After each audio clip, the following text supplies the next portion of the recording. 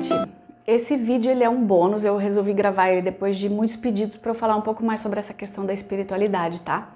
Então eu vou continuar a partir desse ponto, né? Porque é nesse ponto que o assunto acaba ficando mais polêmico do que qualquer transtorno mental, que é aceitar a espiritualidade como uma condição natural do ser humano. Então, talvez esse seja o primeiro paradigma que a gente tem que quebrar.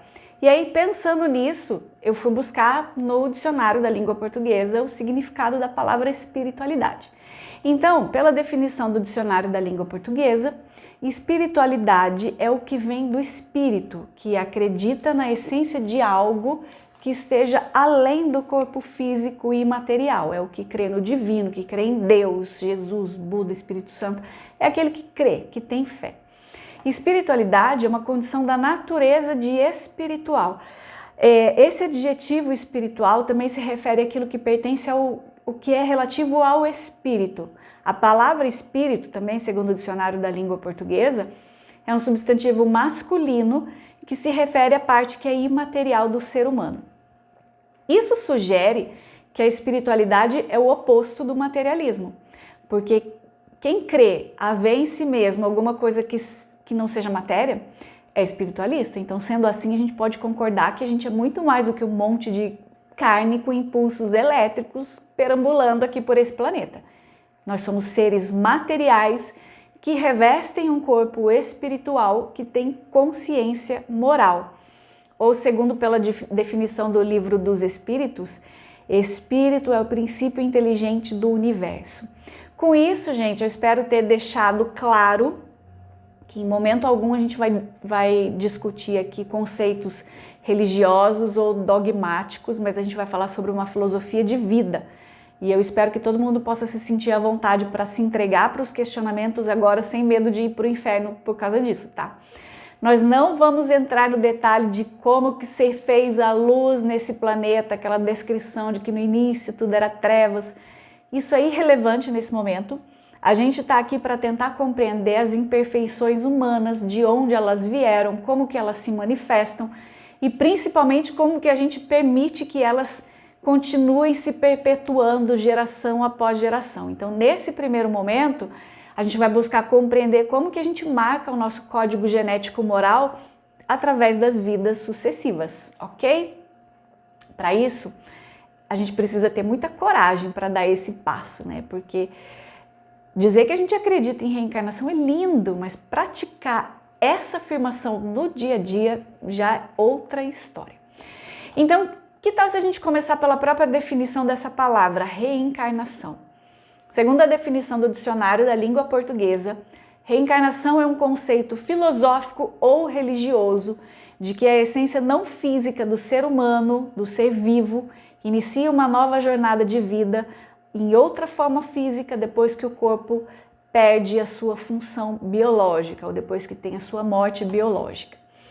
Bom, então, se a gente já entendeu que não se trata de uma questão religiosa, mas sim de uma questão filosófica, se a gente já entendeu que o ser humano é a união da matéria com um princípio inteligente do universo que tem uma consciência moral, se a gente já entendeu que a reencarnação é a maneira de iniciar novas jornadas com esse objetivo da lapidação moral do espírito, então a gente não pode negar que as nossas dores e angústias também estão no espírito e não nas histórias, certo?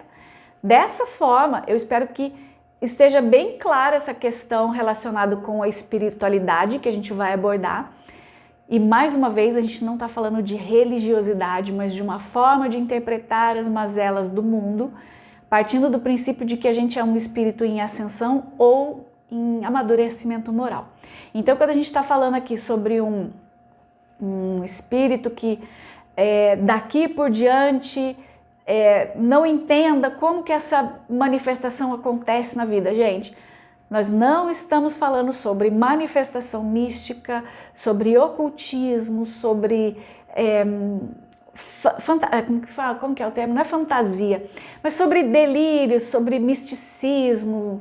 Não é disso que a gente está falando, a gente está falando apenas da gente mesmo, tá? É só isso, somos apenas nós mesmos com as nossas imperfeições que acabam se manifestando nas relações que a gente estabelece aqui com o mundo. Então, gente, ó, vamos deixar claro aqui.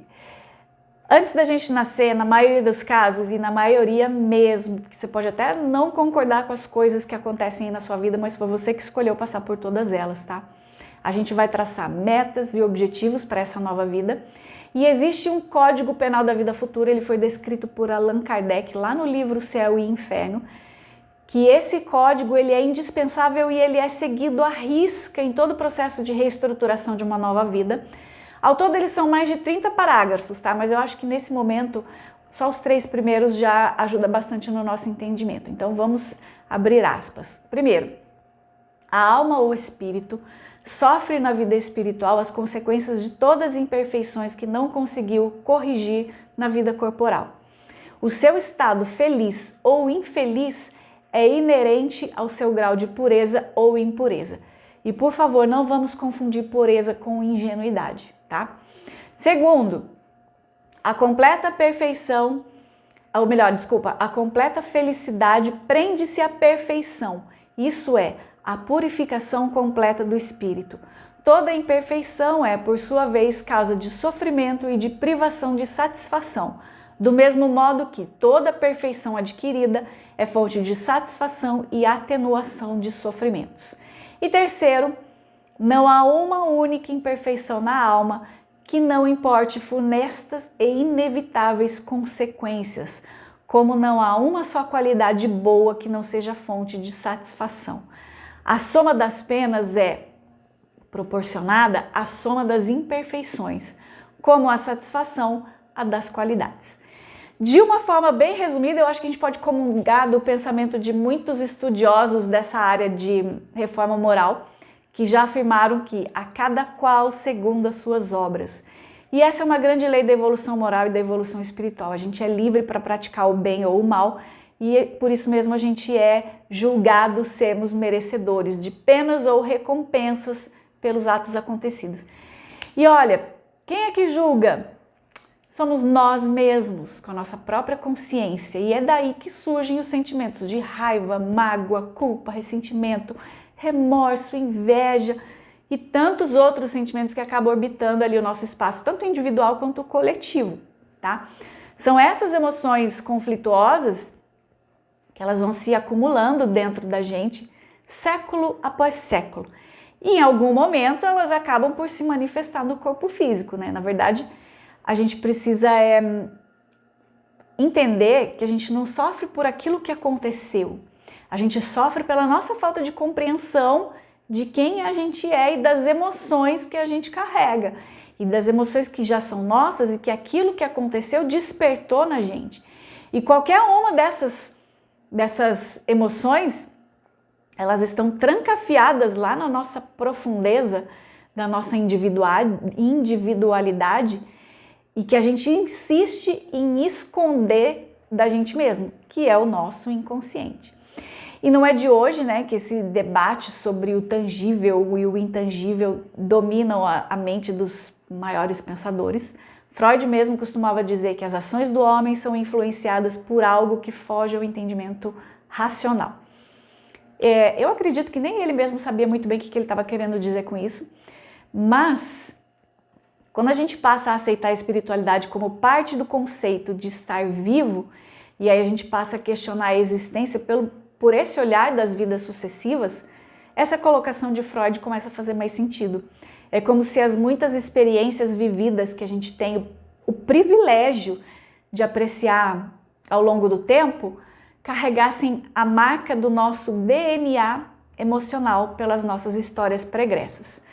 O grande ponto em questão é que, mesmo a gente fazendo essas trocas de corpo aí ao longo do tempo, a gente acaba guardando esse DNA emocional, a gente guarda nele todos os fatos que são geradores de sofrimento, né? Seja o sofrimento de qual a gente foi vítima ou aquele sofrimento da onde a gente praticou coisas horrorosas. E aí a gente não pode esconder isso da gente mesmo, né? São sentimentos que eles estão atrelados a essas coisas e estão lá marcados no nosso DNA emocional. Então, por mais que o ser humano negue essas próprias características perturbadoras, elas sempre vão fazer parte desse processo de amadurecimento, de crescimento. E a mente sempre vai encontrar algum mecanismo infalível de cobrar de alguma forma, de fazer você recordar que existe algo ali que precisa ser visto, que não dá mais para ser ignorado, que não dá mais para ser contestado ou buscar justificativa para ele. Então, a gente precisa se abrir para essa possibilidade, porque o ser humano, ele cresce a partir do momento que aumenta a sua capacidade de assumir responsabilidade. Então, se conscientizar, se responsabilizar, iluminar a própria mente, isso pode ser um método eficiente, principalmente eu acho que para bloquear essa onda de transtornos de comportamento que a gente vê crescendo atualmente. E isso certamente ele encontra solo fértil na mente de homens e mulheres que atualmente são muito vazios de reservas morais. E o caminho pode ser justamente esse, né? O de aceitar a espiritualidade e o de praticar ela, sabendo que a gente não pode esconder da gente mesmo os erros cometidos, as experiências dolorosas, as vivências marcantes, as dores, os traumas, tudo isso, tá? Então, são muitos os caminhos para isso. E sem respeitar essa premissa de que a gente é um ser espiritual vivendo uma experiência material, a gente não vai conseguir sair do estágio do ser infantil. A gente não vai conseguir dar o próximo passo, que é o que a gente busca, que é a ascensão e a cura. É isso, pessoas. Te vejo no próximo. Tchau!